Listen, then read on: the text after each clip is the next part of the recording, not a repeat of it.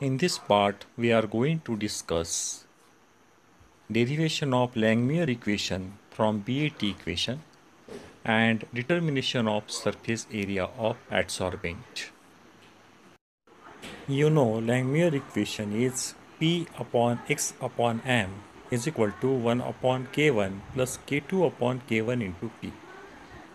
So this equation takes form P divided by X by M is equal to constant plus constant into P. We are going to derive the same from BAT equation. Now this is the BAT equation.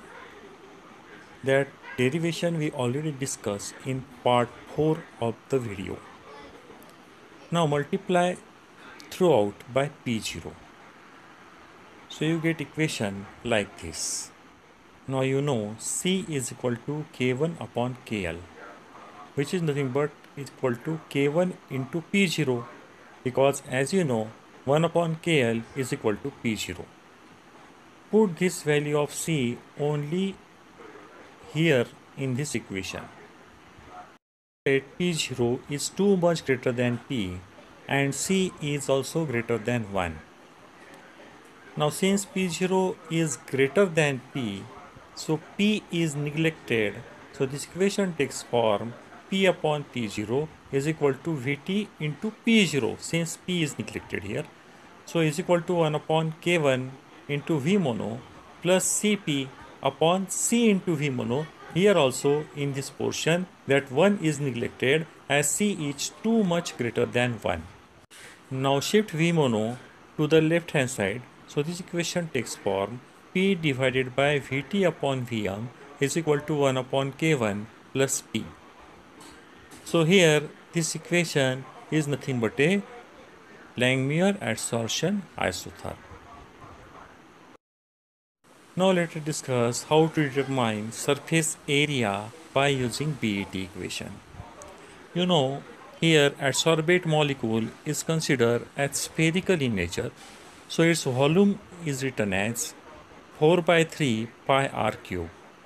Also mass per unit volume is nothing but density, therefore volume is equal to mass upon density.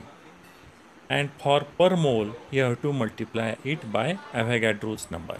Now since left hand sides are equal, so right hand sides are also equal. So you get R is equal to 3m divided by 4 pi rho n0 raised to power 1 by 3.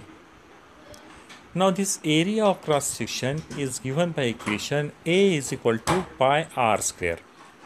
Put value of r in this equation, so you get A is equal to pi in bracket thrice m divided by 4 pi rho n0 raised to power 2 by 3.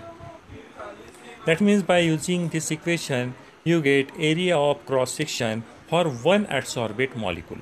Now if area of cross section for one adsorbate molecule is known, also the number of molecule adsorbed on adsorbent are also known, then we can calculate the surface area of adsorbent.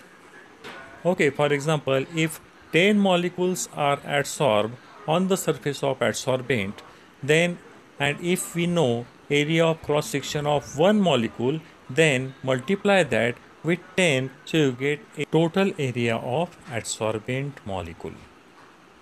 Thank you for watching this video.